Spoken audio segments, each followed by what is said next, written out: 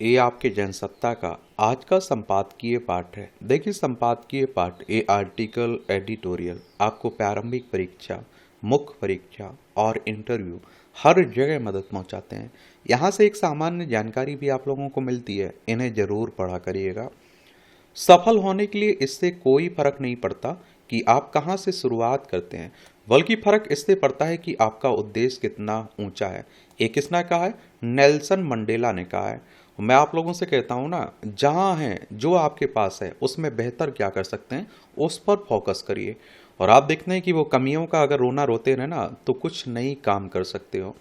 युद्ध से उपजे संकट का फैलता दायरा। इस समय आप देख रहे हैं कि दुनिया भर में बड़ी अशांति फैली हुई है। क्या है? बड़ी अशांति फैली हुई है। रूस यूक्रेन में चल ही रहा है और ईरान अमेरिका में चल ही रहा है, हमास इजराइल में देख ही रहे हैं आप लोग।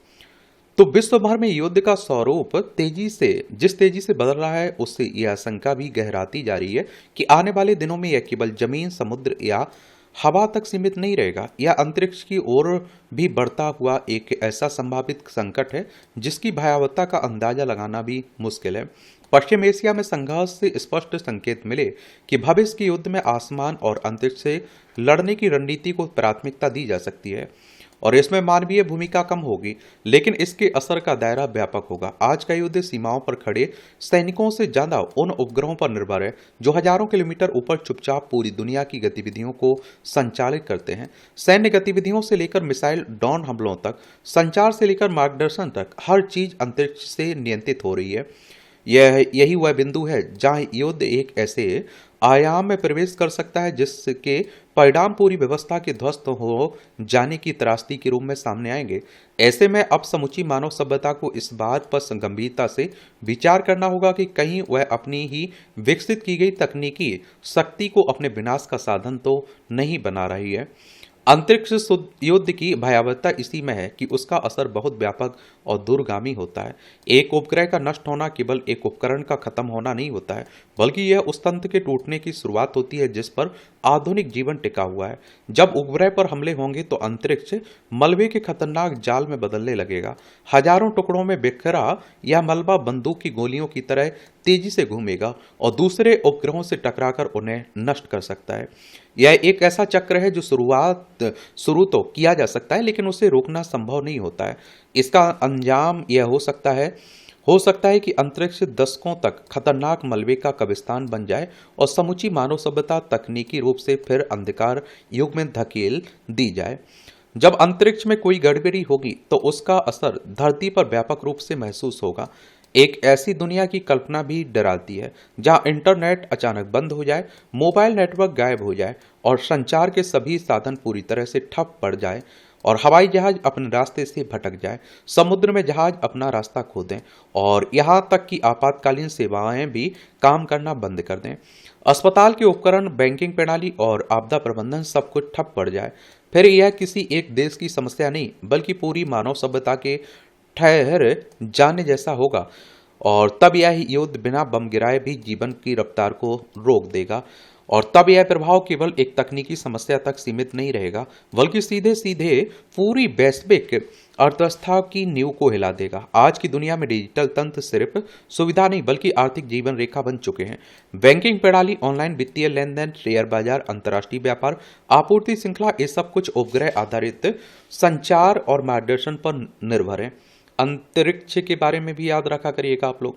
अंतरिक्ष क्या है ये आप लोगों को मालूम होना चाहिए कि नहीं। अंतरिक्ष पृथ्वी के वायुमंडल से परे मौजूद वह विशाल निर्वात क्षेत्र है जहां ब्रह्मांड के अन्य खगोलीय पिंड स्थित हैं, तारे ग्रह। और वर्तमान परिदृश्य में जहां क्रिप्टोकरेंसी और रियल टाइम ग्लोबल ट्रेडिंग तेजी से बढ़ रही है और ऐसे में संभावित अंतरिक्ष युद्ध का खतरा और भी गंभीर हो जाता है। इसके अलावा बंदरगाहों और हवाई अड्डों पर कामकाज ठप हो जाने का सीधा असर आम लोगों के जीवन पर पड़ेगा। जरूरी वस्तुओं की कमी हो जाएगी, महंगाई अचानक बढ़ जाएगी, रोजगार पर भी खतरा मंडराने लगेगा। और आप देखिए, सरकारें आपातकालीन उपाय अपनाने पर मजबूर होंगी, लेकिन डिजिटल निर्भरता इतनी गहरी हो चुकी है कि पारंपरिक प्रणाली तुरंत उसकी भरपाई नहीं कर पाएंगी। सबसे खतरनाक बात है कि इससे होने वाली तबाही अचानक दबे पांव आएगी। ना कोई धमाका, ना युद्ध का शोर। व्यवस्था एक ऐसे संकट में घिर जाएगी जिसकी तुलना किसी भी पारंपरिक युद्ध से करना मुश्किल होगा। दुनिया आज उस खतरनाक मोड़ पर खड़ी है जहां अपरमाणु ठिकाने भी युद्ध की मार से सुरक्षित नहीं है। जो स्थान कभी वर्जित माने जाते थे, आज वे सैन्य रणनीति का हिस्सा बनते जा रहे हैं। यह सिर्फ एक सैन्य रणनीतिक बदलाव नहीं, बल्कि वैश्विक सुरक्षा व्यवस्था के ढहने का संकेत है। रूस यूक्रेन युद्ध ने इस खतरे को स्पष्ट रूप से उजागर किया। यूक्रेन का जापोरिजिया परमाणु संयंत्र, जो यूरोप का सबसे बड़ा संयंत्र है, वह रूसी सेना के हमलों की जद में है। अगर वहां कोई बड़ी दुर्घटना होती है तो उसका प्रभाव केवल यूक्रेन तक ही सीमित नहीं रहेगा, बल्कि वह पूरे यूरोप को अपनी चपेट में ले सकता है। और इसी तरह पश्चिम एशिया में तनाव कम होता नजर नहीं आ रहा है। अमेरिका और इजरायल लंबे समय से ईरान के परमाणु कार्यक्रम को खाड़ी देशों के लिए खतरा मानते रहे हैं। और पिछले वर्ष अमेरिका की ओर से फॉर्दो, नतांज और इस्फहान पर हमले यह दिखाते हैं कि दुनिया की महाशक्तियां भी अब लाल रेखा की लांघ रही हैं। और इस तरह के हमले समाधान नहीं, बल्कि जोखिम और अस्थिरता को कई गुना बढ़ा देते हैं। एक और आप लोग देख रहे हैं कि आजकल जो भी अंतर्राष्ट्रीय संस्थाएं हैं, अंतर्राष्ट्रीय नियम है, उनको मान कौन रहा है? उनकी सबसे ज्यादा क्या हो रहा है? उन्हें उनकी अनदेखी किया जा रहा है और ये संस्थाएं लाचार दिखाई दे रही हैं। इस पूरे परिदृश्य का एक और चिंताजनक पहलू है साइबर युद्ध। अमेरिका की परमाणु सुरक्षा एजेंसी में सैन्य की कोशिश और वैश्विक ऊर्जा कंपनियों पर रैनसमवेयर हमले यह दिखाते हैं कि परमाणु ढांचों पर अब केवल बम और मिसाइल का नहीं, बल्कि डिजिटल खतरा भी मंडरा रहा है। एक साइबर हमला किसी भी परमाणु रिएक्टर को अस्थिर कर सकता है और जिसके परिणाम किसी परमाणु विस्फोट से कम नहीं होंगे। अंतर्राष्ट्रीय कानून स्पष्ट रूप से कहता है कि ऐसे ठिकानों पर हमला नहीं किया जाना चाहिए जहां से खतरनाक विकिरण का उत्सर्जन हो सकता है। मगर जब अमेरिका, रूस और इजराइल जैसे देश ही इन सीमाओं को नजरअंदाज करने लगे तो अंतर्राष्ट्रीय कानूनों के महत्व और प्रासंगिकता पर सवाल उठना स्वाभाविक है। इसका समाधान यही है कि परमाणु ठिकानों को हर हाल में युद्ध के दायरे से बाहर रखा जाए, चाहे वह पारंपरिक युद्ध हो या साइबर युद्ध। इसके लिए वैश्विक सहमति और कड़े प्रतिबंध जरूरी है। साथ ही IAEA जैसी संस्थाओं को और अधिक पारदर्शी और निष्पक्ष बनाना होगा ताकि उन पर सभी देशों को विश्वास कायम रह सके। और देखिए, इस संस्था के बारे में जरूर याद रखिएगा। IAEA की बात हो रही, इंटरनेशनल एटॉमिक एनर्जी एजेंसी की बात कर रहा हूँ। 29 जुलाई 1957 में स्थापना हुई थी। वेना, ऑस्ट्रिया में इसका हेडक्वार्टर देखने को मिलेगा। अगर आज भी दुनिया नहीं चेती तो कल एक छोटी सी चूक एक बड़े परमाणु हादसे में बदल सकती है। उस समय ना कोई विजेता होगा ना पराजित, बल्कि केवल विनाश बचेगा। दुनिया पहले ही एक नाजुक और दौर में है जहां मौसम पूर्वानुमान और पर्यावरण निगरानी उपग्रहों पर निर्भर है। अंतरिक्ष संघर्ष इन प्रणालियों को कमजोर कर सकता है, जिससे आपदा चेतावनी तंत्र प्रभावित होगा। ऊर्जा संकट के चलते देश फिर से जीवाश्म ईंधनों की ओर लौटेंगे, जिससे पेरिस समझौते के लक्ष्य खतरे में पड़ सकते हैं। यह केवल रणनीतिक नहीं, बल्कि एक नैतिक संकट भी है। अंतरिक्ष को मानवता का साझा धरोहर है, अब शक्ति प्रदर्शन का मंच बनता जा रहा है। उपग्रह रोधी हथियारों की होड़ विज्ञान के उद्देश्य पर ही सवाल उठा रही है। ऐसे में भारत की भूमिका महत्वपूर्ण हो जाती है। इसरो ने अंतरिक्ष के शांतिपूर्ण उपयोग का उदाहरण पेश किया। भारत को वैश्विक मंचों पर अंतरिक्ष के सैन्यीकरण के खिलाफ मजबूत आवाज उठानी चाहिए। यह पूरी मानवता के भविष्य का विषय है, जिसमें कोई विजेता नहीं होगा। इसरो की बात करें तो इंडियन स्पेस रिसर्च ऑर्गेनाइजेशन की बात हो रही, जिसकी स्थापना 15 अगस्त 1969 में हुई थी।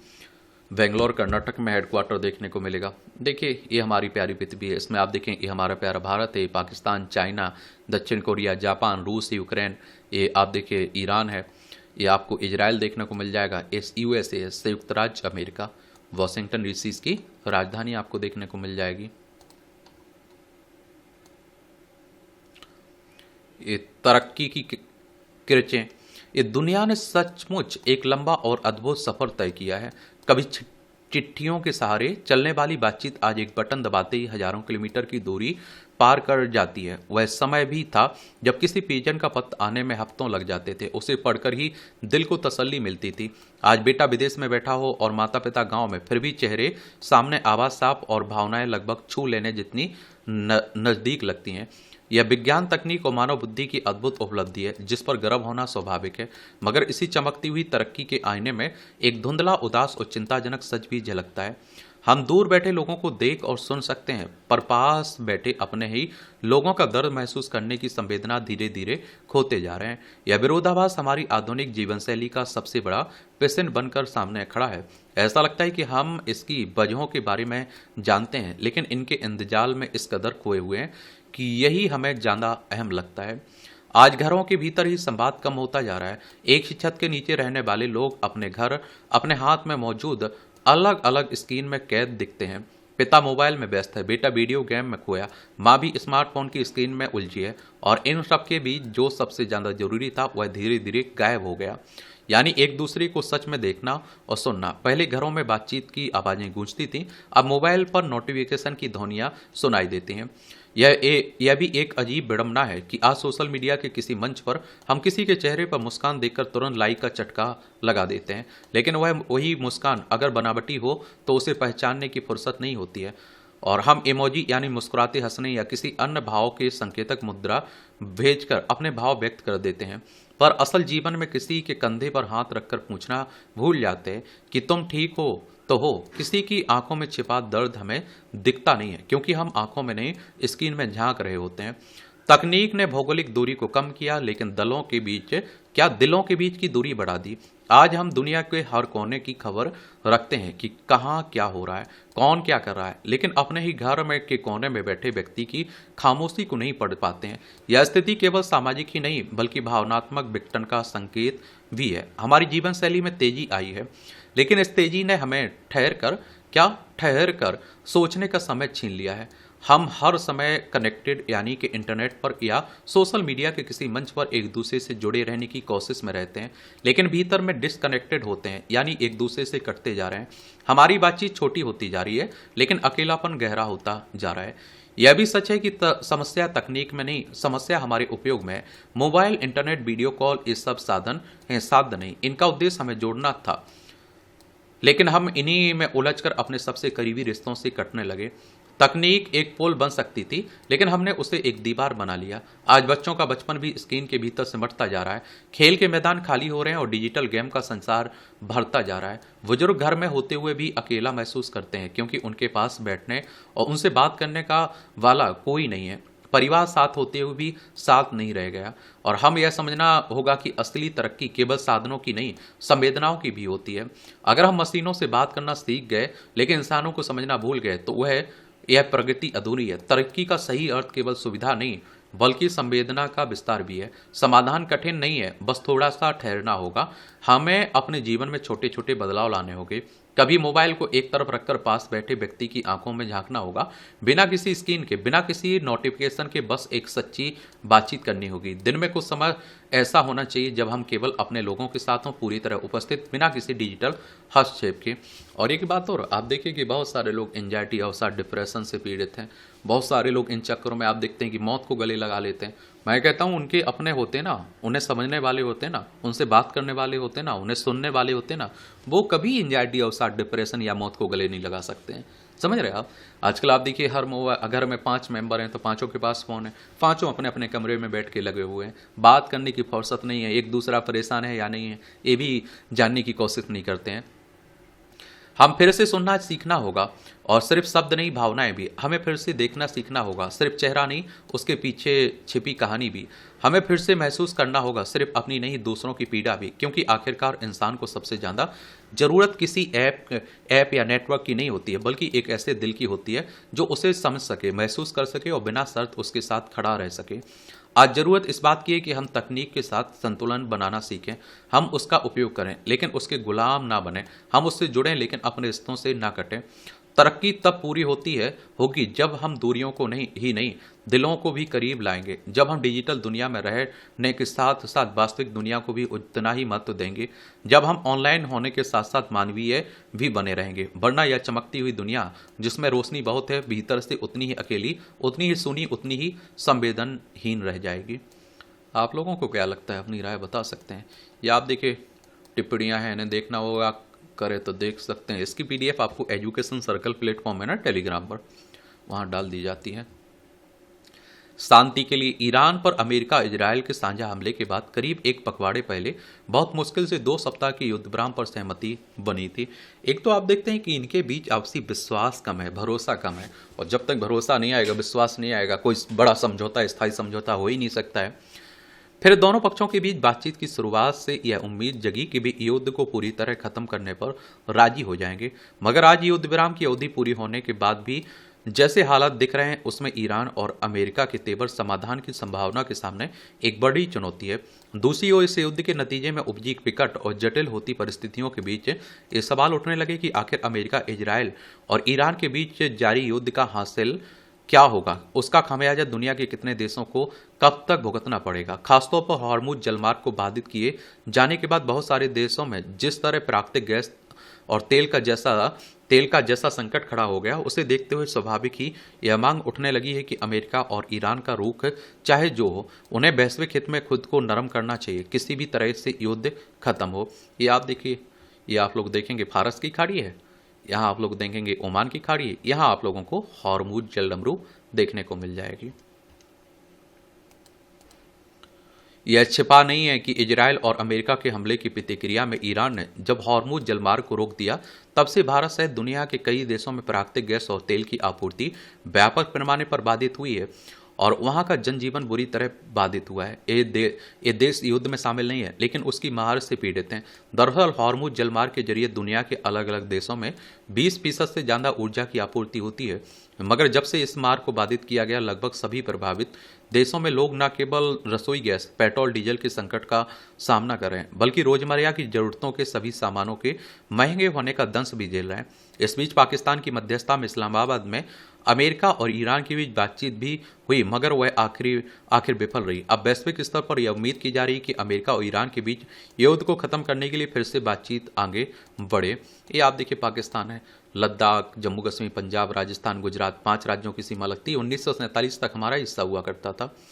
अफसोस की बात यह है कि एक ओर अमेरिकी नौसेना की ओर से ईरानी जहाज जब्त करने से लेकर युद्ध विराम खत्म होने के बाद ईरान पर ढेरों बम गिराने की धमकी, ट्रंप की धमकी सामने आ रही है, तो दूसरी ओर अमेरिकी हरकतों को युद्ध विराम का उल्लंघन बताते हुए ईरान ने भी वार्ता के अगले दौर में हिस्सा लेने को लेकर अनिच्छा जाहिर की। डोनाल्ड ट्रंप क्या कह रहे हैं, ये चांटा भी मार रहे हैं और समझौता भी चाहते हैं। अब आप सोचिए, जिसे आप चांटा मार रहे हैं वो समझौता कैसे करेगा। सवाल यह है कि युद्ध विराम पर सहमत होने के बावजूद अमेरिका की ओर से ऐसे आक्रामक बयान क्यों जारी किए जा रहे हैं और कूटनीतिक स्तर पर बातचीत को आगे बढ़ाने के प्रति गंभीरता क्यों नहीं दिखाई जा रही है। इस तरह के तीखे तेवरों का हासिल यह सामने आ रहा है कि रविवार को भी कच्चे तेल की अंतर्राष्ट्रीय कीमतों में भारी उछाल दर्ज किया गया। इसके अलावा भी ईरान सहित खाड़ी देशों के तेल ठिकानों पर जिस पैमाने पर हमले हुए हैं, उसका असर वैश्विक तेल कीमतों पर पड़ना तय है और इससे ज्यादा त्रासद यह है कि इन सबका वैश्विक अर्थव्यवस्था पर दीर्घकालिक असर पड़ेगा और जिससे उबरना सभी देशों के लिए चुनौती साबित हो सकता है। एक तरह से स्पष्ट और दूरगामी विपरीत प्रभाव की शंका के बावजूद युद्ध की स्थिति को बनाए रखने का क्या उचित है। हिंसा के पांव देश में आप देखते हैं कि कुछ वर्षों से मामूली विवाद पर हत्या कर देने की वारदात तेजी से बढ़ी है, जो न केवल कानून व्यवस्था के लिए चुनौती पैदा कर रही है, बल्कि सामाजिक और एवं मानवीय मूल्यों के गिरते स्तर और बढ़ती असहिष्णुता को भी उजागर करती है। सवाल है कि पानी, पार्किंग, पैसों के लेन देन और नोक-झोंक जैसी छोटी छोटी बातों पर किसी की जान ले लेना किस तरह के मानस को दर्शाता है। जिन विवादों को शांतिपूर्ण तरीके से बातचीत के जरिए आसानी से सुलझाया जा सकता है, आखिर वे किसी की हत्या कर देने का कारण कैसे बन जाते हैं। यह स्थिति वास्तव में चिंताजनक है। अपराध को अंजाम देने वालों के चेहरे पर ना तो कानून का खौफ नजर आता है और न ही उनके भीतर मानवीय संवेदना शेष होती है। दिल्ली के प्रीत बिहार में रविवार देर रात ऐसी ही एक दिल दहला देने वाली घटना सामने आई, जब वाहन खड़ा करने को लेकर विवाद में एक कारोबारी की गोली मारकर हत्या कर दी गई। घटना के बाद आरोपी मौके से फरार हो गया, हालांकि बाद में पुलिस ने उसे गिरफ्तार कर लिया। गौरतलब है कि मामूली कहासुनी से शुरू हुए विवाद में हत्या कर देने की खबरें अक्सर आती रहती हैं। राष्ट्रीय अपराध रिकॉर्ड ब्यूरो की एक रिपोर्ट के अनुसार देश भर में 2022 में हत्या के करीब 10,000 मामले सामने आए, जिनमें से ज्यादातर मामले हत्या की बजाय मामूली विवाद था। सवाल है कि इस हिंसक होती मानव प्रवृत्ति का स्रोत क्या है। किसी विवाद को बातचीत से सुलझाने का विवेक मानव स्वभाव से दूर क्यों होता जा रहा है। खबरों के मुताबिक पीड़ित बिहार की घटना में कारोबारी ने अपने आवास के सामने वाहन खड़ा करने पर आपत्ति जताई थी।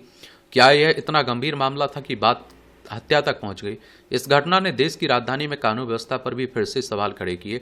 अगर शहर की सड़कों पर लोग घातक हथियार लेकर घूमते हैं तो इसमें सुरक्षा एजेंसियों की निष्क्रियता, लापरवाही साफ नजर आती है। जाहिर है कि कानूनी तौर पर सतर्कता और सख्ती बढ़ाने के साथ साथ सामाजिक स्तर पर भी मानवीय मूल्य के क्षरण को रोकना होगा, तभी हिंसा के मानस को बदला जा सकता है।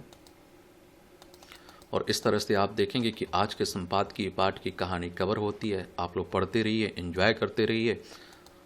आपका कोई सवाल हो, सुझाव हो तो ज़रूर बताया करिएगा। आप लोग क्या सोचते हैं, अपनी राय आप लोग ज़रूर बताना चाहिए। धन्यवाद।